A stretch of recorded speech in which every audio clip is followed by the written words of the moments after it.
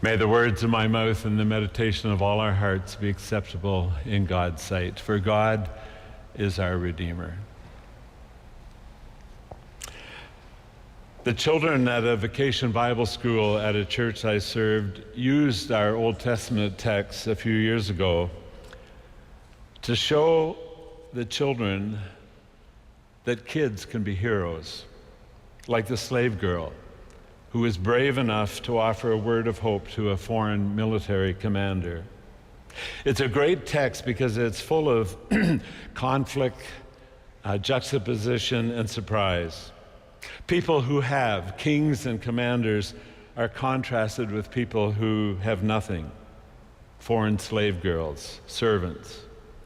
People who are in the faith, like the king of Israel, are contrasted with people outside of the faith, like Naaman, the Syrian, and the Syrian king. Notice that the behavior we expect and presume from people within the tradition, like the king of Israel, is somehow shown to be lacking when compared to the outsiders. This text also disproves the notion of the prosperity gospel. You know, that idea is so popular in the Western church today that says if only you have faith, you will be rich, successful, prosperous beyond measure. But the person in this text who has faith is not the one who is rich and famous and king of Israel. The person with faith in this text is the Israeli girl, a child, captured into slavery, taken away from her home and family, living in servitude in a foreign land. This text, I think, is a reminder to me and maybe to you that cultural, political, economic, and other advantages don't equate with spiritual advantages. God is an equal opportunity grace bestower. Love for all, food for all, the warm embrace for all. No matter how much we wish God only liked the same people that we do, no matter how much we wish it were easy to just look at people and decide if they're worthy or unworthy, in or out, good or bad. Stories like this remind us that God doesn't operate in ways that make snap judgments possible. Additionally, this story suggests that worldly advantages may get in the way of our faith.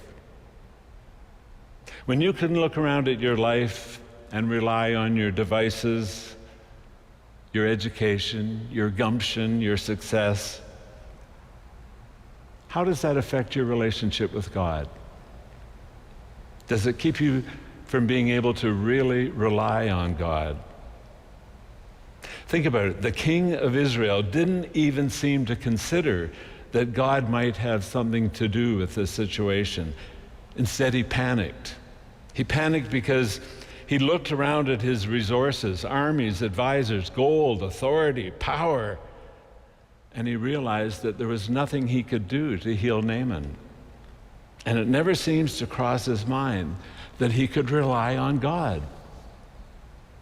To fully appreciate the king of Israel's plight, we should also remember that it's likely that the king during this time was a man named Jehoram, son of King Ahab. Ahab, which you might recall, with his wife Jezebel and the vanquished prophets of Baal on Mount Carmel, were killed in battle by none other than the king of Aram. The same king of Aram then writes a letter to the king of Israel asking him for a favor, to do the impossible, cure someone of leprosy. Now, I don't know about you, but if someone had killed my father and asked me for a favor or to cure someone from leprosy, I'd probably freak out a bit too. After all, do we know how to do that? Heal somebody? I certainly don't. And remember, he isn't just asked to cure just anyone. He's asked to cure the biggest military commander of their biggest military opponent. So no surprise. The king of Israel makes the mistake of presuming that he knows the motives of the king of Aram. He reads into that letter all sorts of things that aren't there. King Joram reads the letter and thinks, this guy's trying to trap me. He sent me an impossible request. His commander's going to die, and he'll blame me for it. But remember, here's what the letter actually said. When this letter reaches you, know that I have sent to you my servant Naaman, that you may cure him of his leprosy. Just a simple letter, along with 10 talents of silver, 6,000 shekels of gold, and 10 sets of designer jeans or some other trendy clothes. Perhaps the king of Aram could have given the king of Israel a little more information. But it is as if the king of Aram was also making assumptions, presuming that if there was a prophet in Israel, he could heal people of his leprosy. And if there was such a person, the king of Israel would know about him and would automatically send Naaman to him. A bit of a side here. What does it say about Naaman that he is still the commander of the Syrian army even though he has leprosy? All of the lepers I've met in Scripture are usually living in isolation, marginalized, excluded. Naaman, however, was clearly in high favor with his boss, the king, and was militarily that important to still have his job and to be sent to Israel with those kinds of gifts. But it appears that being a high-powered military man gets in Naaman's way too. Look at what he does. Naaman is sent to Elisha to be healed. So he pulls up in Elisha's driveway with all his chariots, horses, and hangers-on. He doesn't even knock on the door. He just stands there, looking very impressive, I'm sure, waiting for Elisha to come out and thank him for the opportunity to heal him of this terrible disease. Now, we don't know what Elisha is doing in the house. Maybe he was doing laundry or getting ready for supper or watching the World Cup. But we do know that he sends his messenger out to Naaman with some simple instructions. Go wash in the Jordan River 7 times, and your flesh will be restored, and you will be clean. Let me suggest that if this happens to you, if your driveway is suddenly full of Syrian chariots, here's a tip. Don't send your servant out to greet them, because they get a little insulted. Apparently, Elisha should have also come up with a more impressive cure. Don't just send somebody to do something simple. Come out and make a big show of it. You know, like someone sitting behind a desk in a big office, signing declarations, putting new laws into effect. Add some drama. Make a show of it. And if you're going to send someone to wash in a river, make sure that it's a nice river, an impressive body of water, one that would have been familiar and comfortable to the general. Makes me wonder, though, how much like Naaman am I? How much are we like Naaman? When we are seeking healing and cures, do we put conditions on our requests? Do we have preconceived notions of how healing is supposed to look that might get in the way of receiving the blessing when it comes?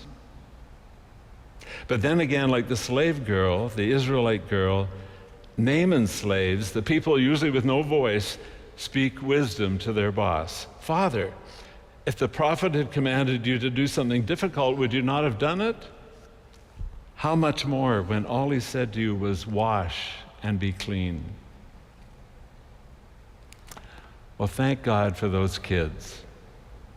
Thank God for people who speak truth to us, especially when it comes with some risk to themselves. Slaves weren't usually invited to point out their master's mistakes, I'm guessing. Yet here they did it. Who are the people in your life trying to speak truth to you? Who are the children, the little ones, the unimportant people who are speaking truth to you? Are we open to hearing truth from the people to whom society gives no voice? Naaman, to his credit, recognizes the truth when it's spoken by his slaves, and he goes to the river to be cleansed. And we're told that his flesh was restored, he was healed, he was saved, his healing led to faith, and his response made him clean. And to acknowledge before Elisha and all the hangers-on, now I know that there is no God in all the earth except in Israel. We shouldn't skip over that part too quickly. Naaman's claim about God is a pretty big claim. This Syrian general, this commander of the armies, announces that the one true God isn't from his hometown. He's not trying to make Syria great again. He's let go of his partisan allegations and is ready to make this claim about God. He could have said nothing, taking his healing and going silently back to Aram. He could have said, thanks for the healing. For a bunch of Israelis, your God is pretty good, but now I'm going back to Aram where the gods are awesome, the greatest in the world. But he doesn't do any of that. Instead, he makes a public claim for a God who is not backing his particular candidate. On Tuesday last week at Winterton, Newfoundland, about 40 of us Ontarians gathered at the local cenotaph to acknowledge in the morning Memorial Day, where Newfoundlanders remember about 750 out of 800 of their troops who were sacrificed in the First World War. We sang Ode to Newfoundland, God Save the King, and then we moved into celebrating Canada Day by singing O Canada. I really had no reason or desire to mention the 1st of July in this sermon. After all, Canada Day is not a religious holiday. But I do think it's worth remembering. And it's worth remembering in regard to Naaman, because he was certainly involved in the politics of his day. His faith then became much bigger, one that arose above his politics. And that, I think, is one of the things that makes Canada so great, the political and civic involvement of her people. Each of us, I believe, is called in our own way to be involved in this political experiment that's been underway since Confederation 158 years ago. And how that looks for you and me will all be different. But as followers of Jesus, like Naaman, we are called to something higher than the Canadian political process. We are called, I believe, to proclaim by who we are, how we spend our money, what we do, what we say, to proclaim Jesus is Lord. And so as we gather on this beautiful summer Sunday, I invite you to consider that we gather here as people of many nations, many ideologies, many understandings, many differences, but we are one, because through Christ we are connected. Reminds me of the words of the Apostle Paul in his letter to the Galatians. As many of you as were baptized into Christ have clothed yourselves with Christ, there's no longer Jew or Greek. There's no longer slave or free. There's no longer male or female. There's no longer child or adult, but all of you are one in Christ Jesus. Now, Naaman lived long before the time of Jesus, probably almost 800 years before, but his declaration at the end of his healing reminds me of Paul's words. Naaman, having washed and cleansed in the same river that would one day baptize Jesus, could have said, in God there is no Israeli or Aramean. There's no slave or king, no clean or unclean, but all of us are one in God.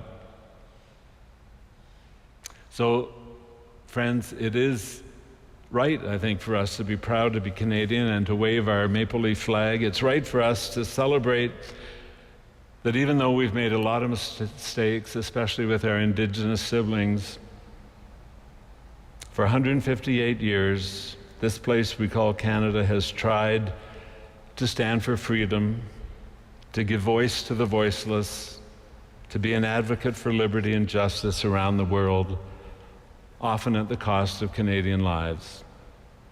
But I hope we'll also remember Naaman and our calling as followers of Jesus to serve an even greater kingdom than Canada, coming together despite our differences to be united in a common purpose, that there may be healing for all, that we may be messengers of hope and healing for a hurting world. So may it be.